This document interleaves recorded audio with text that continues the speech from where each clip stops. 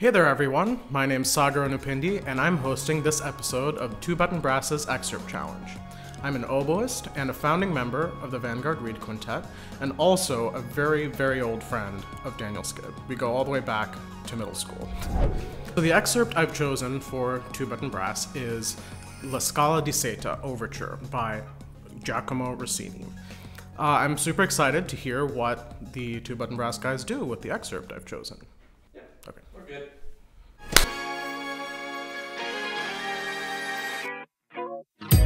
Somewhere unseen, it got a little longer, so it seems. I burned out, so to speak. Now come a little closer.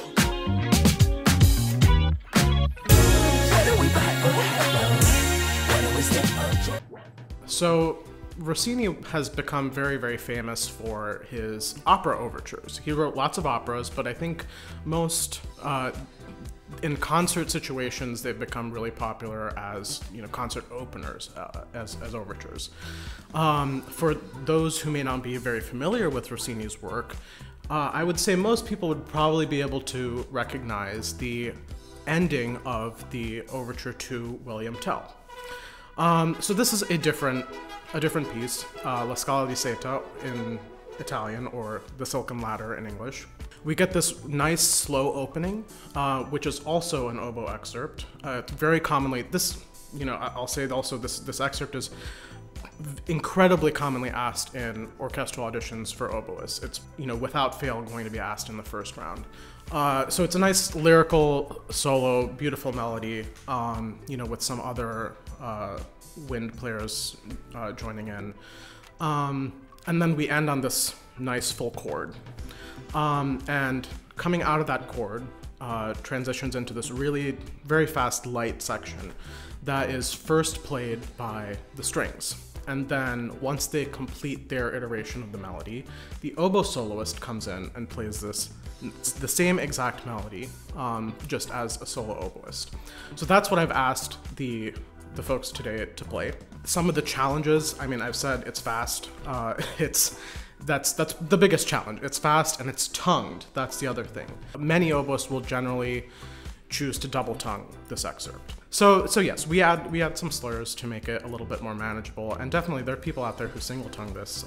I can't at the tempo that I play it, but it's definitely something that some people do. So for Two Button Brass today, there are a couple of things that I'm going to be listening for. The first thing is that the entire excerpt is marked piano, so I'm looking for some nice quiet dynamics. I understand that this is easier to do on the oboe than it is on brass instruments, but we'll see how that goes.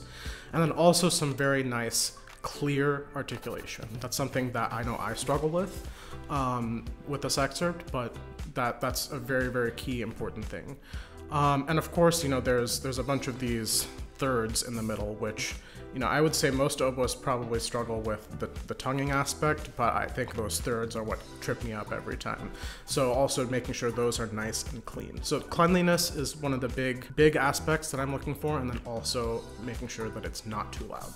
But first, let's hear how this excerpt sounds on the oboe, the original instrument. So here's a clip of me performing this excerpt.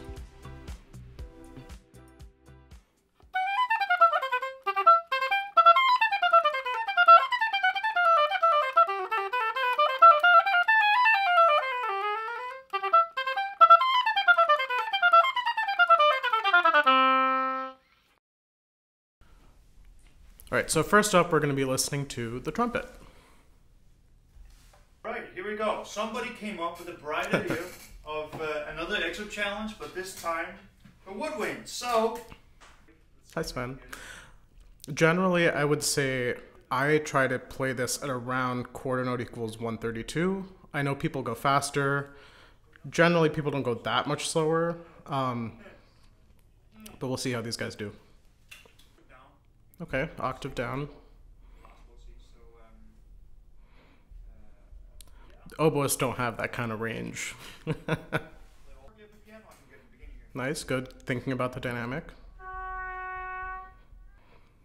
This reminds me a lot of brass band parts. Yeah, You know, I've never heard the comparison of brass band parts, but that's probably a good one. It's very easy to get tripped up in here on the oboe, too.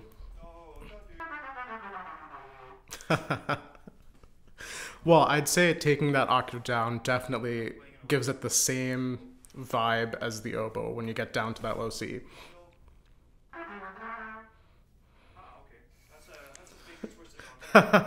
It's the same for the oboe. Like I've been saying, that part always screws me up. Those thirds just get me every time. And I would really, really try to get a little bit more diminuendo towards the end of that, because that I think is really important. Nice, getting good I like doing technique stuff in there. offbeat and onbeat because then I can feel where I'm rushing. Yeah, that's a really, really good tactic. I definitely do that as well. I think on the oboe, it's really, really important to get in that scale downwards to really, really think. We need to really think low to get to that low C and have it speak really, really beautifully. It's those thirds, I keep saying they always get me.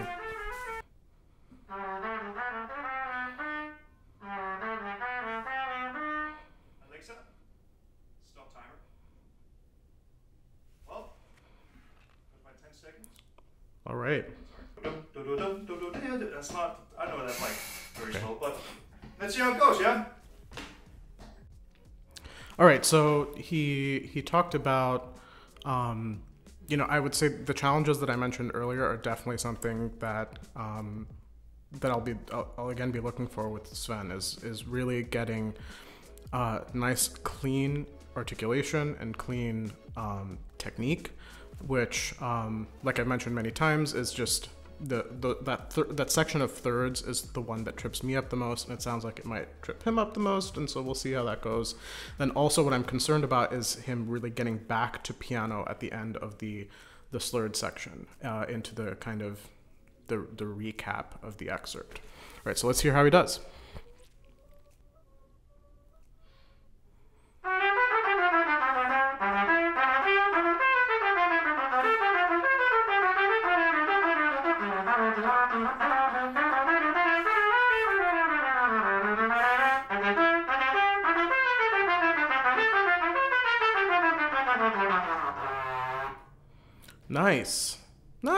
Nice. I think the ending was pretty solid. That the beginning of that third section tripped him up. So. Excerpt on trumpet. Thank you so much for humoring me, and thanks so much for listening. Thanks for playing. Thank you for humoring me, because that's what's so much fun about this. See you later. All right, so now I'm going to be listening to the trombone, which is the one I'm most excited about because I know that he's going to have some trouble with the tonguing here. So let's hear how it does. Nice clap. Alrighty. My prediction right now is that the other folks are going to like destroy me on speed. That is my prediction as well. I'm here for it. I'm a little scared. Timer is starting. Boom. Right now. There's my 5 minutes. Let's hit it.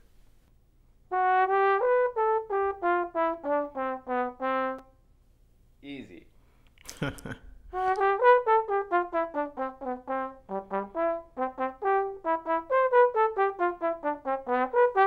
That beat it, eh? It's nice. Because he's taking it a little bit slower, you can really hear the melodic aspects of this, which I think are also important. It's easy to kind of just speed through it without thinking about how to phrase these scalar lines. So that's something that, I think we're really seeing here with the slower tempo. Don't crescendo there. You need to do the opposite, getting out of that little last chromatic passage. What am I doing here? This was the fun about choosing an excerpt for these guys, because a lot of our excerpts are either like this kind of fast stuff or really slow lyrical stuff. I should focus on. Okay. I wonder if this would have been easier for him actually doing it all tongued, instead of trying to do these large leaps. which, you know, they're not a huge problem for us on the oboe, and they actually make the excerpt easier, but I wonder, I don't know much about trombone playing, but I wonder if that would have been easier for him. How it's supposed to sound. Now it's time to put the gas on. Alright, let's see how much gas. He's having a little bit easier of a time with the thirds than maybe Svend did, which is interesting. And now that my face is destroyed. Oof. All right, that was a brutal 5 minutes, and I am skeptical.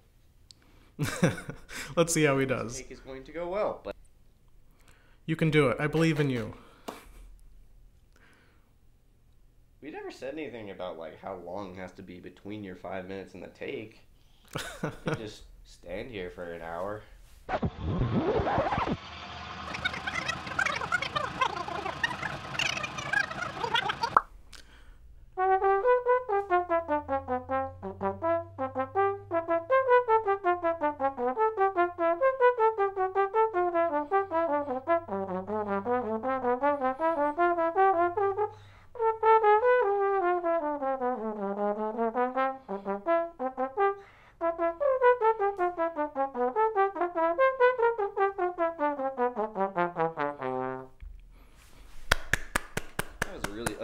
Note. Well, I'd say the first half of that was really quite good. I tried. And thank you for your effort. I'd say the first half of that was really quite good. We tried so hard. We got so far, and in the end, it doesn't even matter. I should. Oh God, I need to.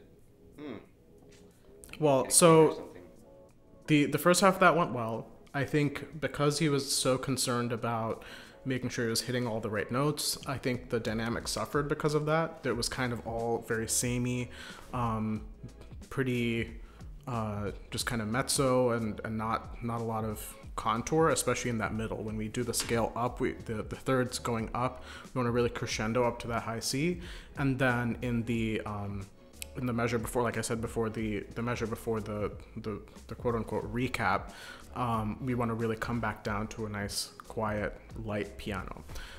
So that kind of suffered a bit just because I think he was worried about making sure he was hitting all the right notes, which is understandable.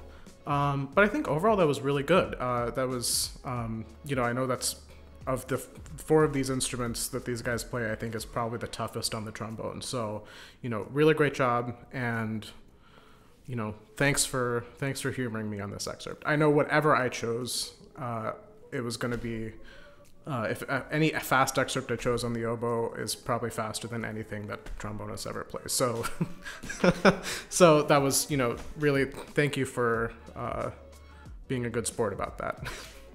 All right, so now we're going to hear it on the tuba, and I think this is probably the lowest I'll ever have heard this excerpt. I probably definitely tried playing it on the bass oboe once, but that's not as low. Maybe it is, I don't know.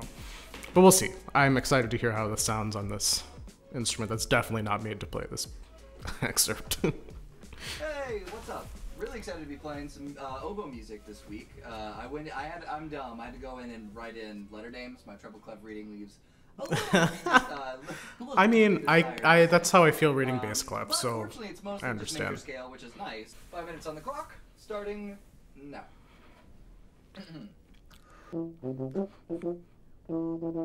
All right, speeding along. Ooh, nice That's a diminuendo. long phrase. I'm not sure how the That was breathing really works for you nice. there, but I'm just about dying by the time. We do it all in one breath, believe it or Let me not. do the first half of that one more time. 'Cause Yep, A lot of that yep. repeats. Maybe some people take a breath somewhere, but I think I generally do it in one. Gosh, if It's I a could do really- this in one breath, you know, I'm just very, very this in one impressed with breath. that diminuendo. I That's just really need to good. play it faster. Oh, we One got thing it. I'll say about the oboe is that we use a lot of air pressure to increase the speed of our air. Most of the air that we take in is not actually used when we when we play. It's not actually expelled, which is pretty uncommon for most instruments, especially I'd say the tuba. I'd say, you know, they're just, you know, throwing gallons of air through the instrument. So, you know, I can understand the trouble of having to find a place to breathe in something like this. But he, you know, caught a nice little breath in there. Nice. Okay. Ooh, well, yeah. Now it's a lot less clean. How to lighten up. I see the piano. I see the staccato. It's a very good observation. Exactly the kinds of things that I was saying. Is that a single tongue? That's a single tongue. That's a very nice, fast single tongue. Nice. Yeah, and that's exactly... That's where I live. You know, that's exactly why I chose this excerpt, because it asks for something like that I thought would be really interesting to hear from brass players. Oh, I see. Instead of going dee dee da dum beam, he's going dee da da deem, which is, yeah, it's cheating, but you know, I'll allow it. Looks like it's probably gonna be fine. That's what I always think, but then it's not. This is maybe a little too quiet.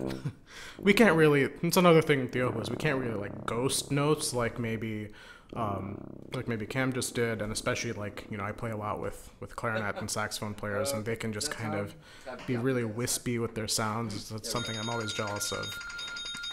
Yeah, I honestly, I just needed something to loosen the chops. I'm feeling a little too stiff, and I'm working a little too hard. I could feel it in that lick that I was starting to lose the stamina, and I didn't want to compromise the actual run. That's, you know, that's all Here we can go. ask for The with this tuba's excerpt. interpretation Keep it light, play of at a the tempo that's Scala comfortable. di Seta.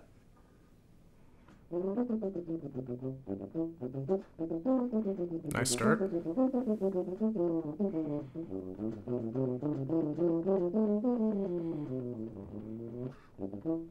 Nice diminuendo.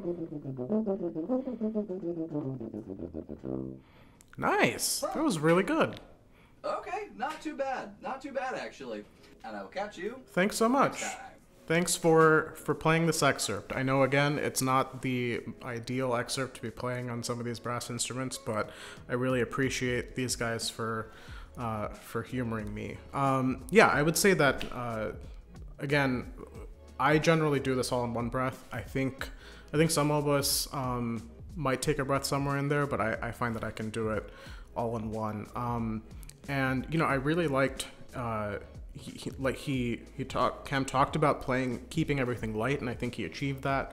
I really appreciated, especially the diminuendo I was looking for in the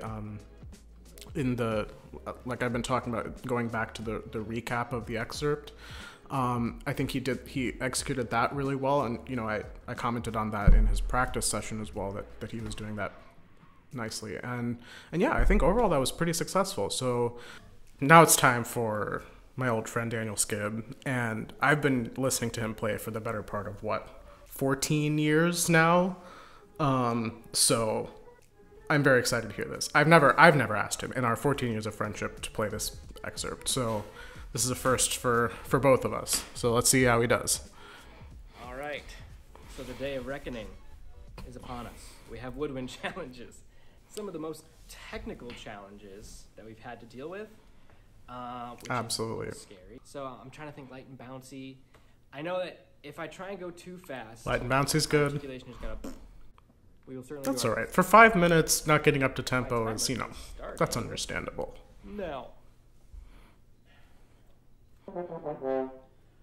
Whew, okay, good thing I practiced. Nice. Nice, good first attempt. I wonder if Shout out to Mr. Millard for teaching us scales in middle school. kind of slow down at the end. Might be kind of tasty. That's exactly what I'm looking for. It's very, very easy to crescendo right at the end there. Interesting. Okay. Yeah. Yeah, that's good. That's a good idea, but maybe not. You don't have the time to take that much time there. Set in stone like law, but I guess do that. That's good. I would say that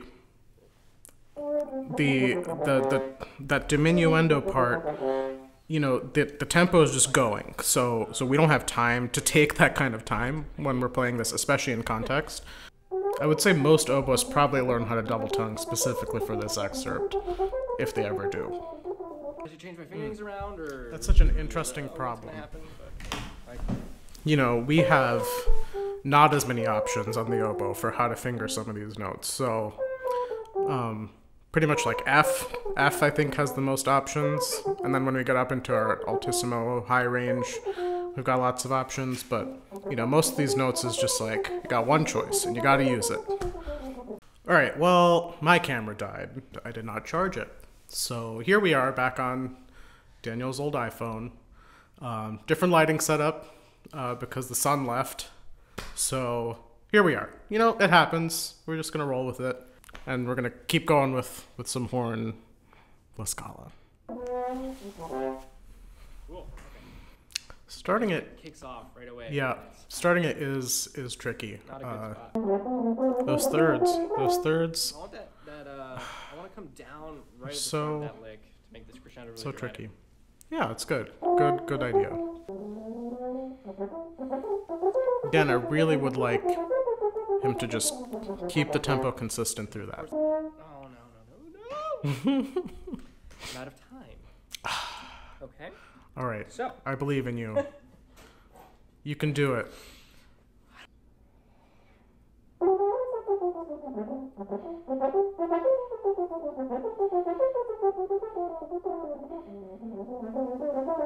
Nice crescendo.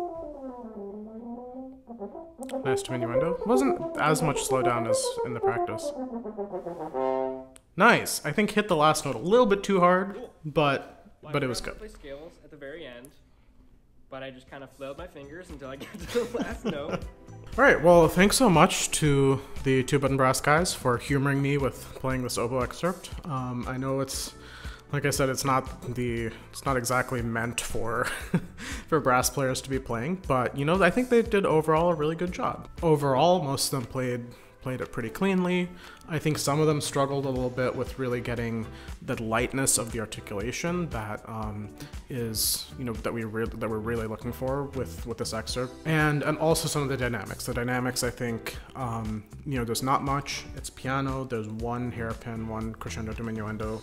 Especially that crescendo diminuendo, I know some of them didn't quite achieve. So yeah, I appreciate that. That especially some of them were really considerate about the lightness, knowing that that's something that, again, that we're really looking for in our playing, and especially on this excerpt. So without further ado, I'm gonna choose the winner of this excerpt challenge, and the winner today is Cam. And, you know, I think he did just a really fantastic job. A lot of the things that I talked about that I was looking for, I think he achieved. The really nice light articulation, which, you know, he was really, just from the start, you know, I remember from the start, he was very considerate about making sure he was doing that. The dynamic was great. I think he did the crescendo diminuendo really well, and it was like close to tempo, quite clean. So, you know, really great job to Cam, and also to everyone else, because you all put in a really nice effort. I was really interested that I don't think any of them tried double tonguing, which I actually was expecting, but it's something, again, I do. Not every oboist does, but I think a lot of us do. You know, great job. Thanks so much for playing this excerpt. It's not the most easy thing to play on brass instruments. Too many notes for these guys, maybe. I've been Sagar Nupindi, oboist and co-founding member of the Vanguard Reed Quintet. You can check out what my ensemble's doing at vanguardraq.com. Also, we're on social media at VanguardRQ, Instagram, Twitter, Facebook. We have our own YouTube channel where we do weekly videos, which are mostly just virtual collaborations, you know, just virtual quintet pieces, and then also, you know, some solo stuff as well. You can support us on Patreon at patreon.com/VanguardRQ, where we have a couple different tiers. We have a patron exclusive podcast, early access to our videos, and other fun stuff. So yeah, thanks so much for watching, and thanks again for the Tuba and Brass for having me today, and I hope you enjoyed. See ya.